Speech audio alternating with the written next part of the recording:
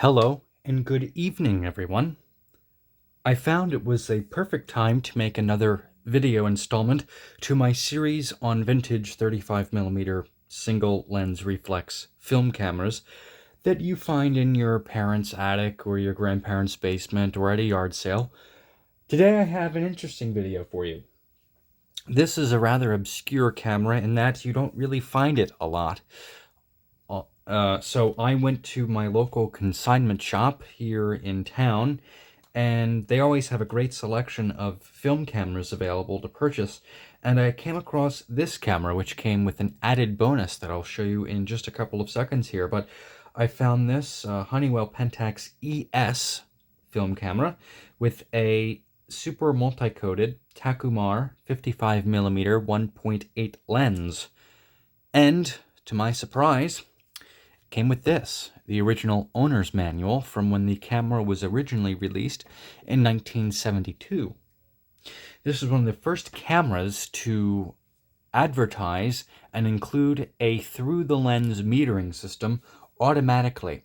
So there was a battery that operates the metering system, and that when you have the lens set to the automatic setting and the camera shutter speed dial set to the automatic setting, you would get an automatic reading from the computer powered by the battery in the compartment. This was not quite what the original 35mm single lens reflex camera that had through the lens metering could do. This was the Minolta SRT 101. The T in the SRT stood for through the lens metering. It was the first 35mm SLR camera available to the world that featured that option. And from there, photography became much more easy to do for the average citizen of wherever they purchased the camera from. Because photography, of course, is not regulated to one country. It is a world phenomena. So upon looking at the owner's manual, it's in pristine condition. So you know that if the manual is with the camera, well, the camera was taken care of fantastically. So I'm just going to show you a little snippet. You can pause whenever you want and read on your own, but this is just a little brochure and user's guide. This is the exploded, well, not exploded, but the nomenclature, if you will. Oh, look, it says it right there. Trying to read this upside down is not quite an easy feat. And this is some of the stuff that I'm going to go over in the review as well. Then you have your specifications. And then your how-to. Setting shutter speeds, focusing, and whatnot. And then this shows the lens information, rewinding the film, camera holding, look at that. The correct way to hold a camera.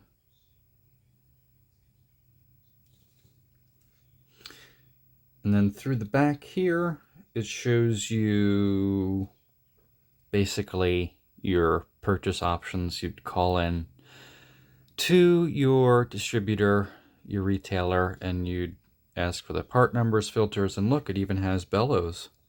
Interesting. Okay, well, enough with the manual, because as we all know, no one reads the manual anymore, but I figured I'd just include it in this video because it's something that you don't see anymore at all. So this is the Honeywell Pentax ES with a serial number 6539296. I have not researched what date the serial number makes the camera year. However, all I know is that these were introduced first in 1972. Okay, so we're going to start off with the lens. Now, this lens is having some issues, and I'll demonstrate that for you now. This is the 55mm 1.8 super multi-coated Takumar lens. It goes from 1.8, as seen here, to f16.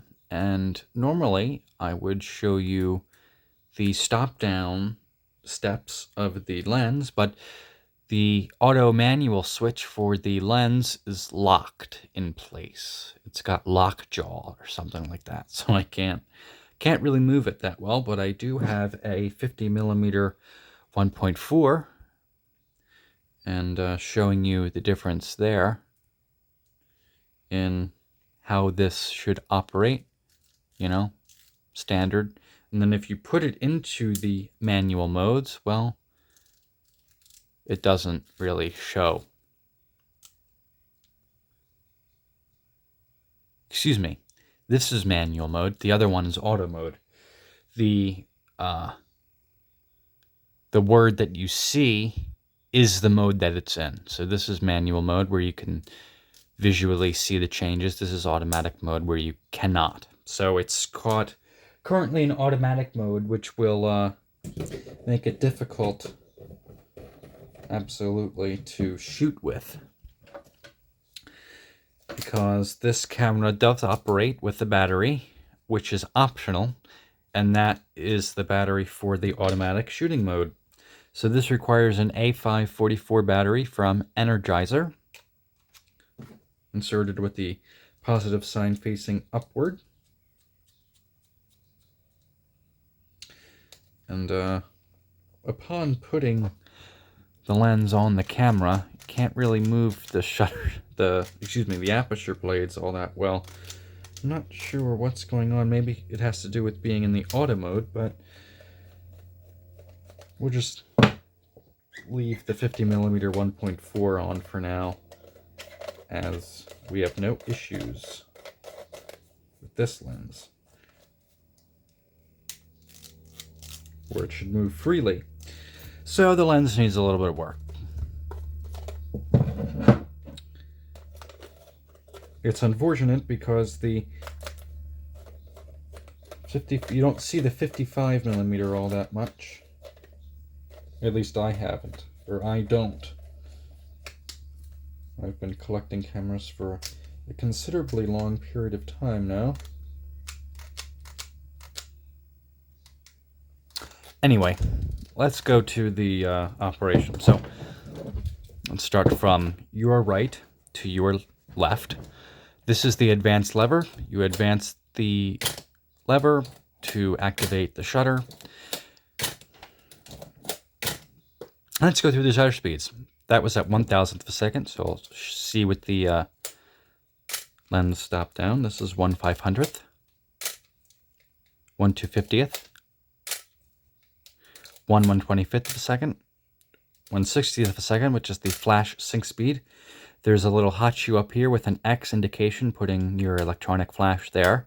And then interestingly enough, this camera doesn't have a 30th of a second, 15th of a second, 1/8 of a second, 1/4 of a second, 1/2 a second, or 1 second. Just goes all the way down to bulb. So a bulb setting is once your finger is pressing the shutter, the lens will stay stopped down, the shutter will remain open until you release your finger from the shutter button. Now in automatic mode, there is a little needle system on the right side of the viewfinder, so it goes from 1 second to 1/1000th of a second, and it will automatically detect the shutter speed based off of the aperture selection of the lens. And I can't get it to move past 1/4 of a second, f4, without really having to work for it.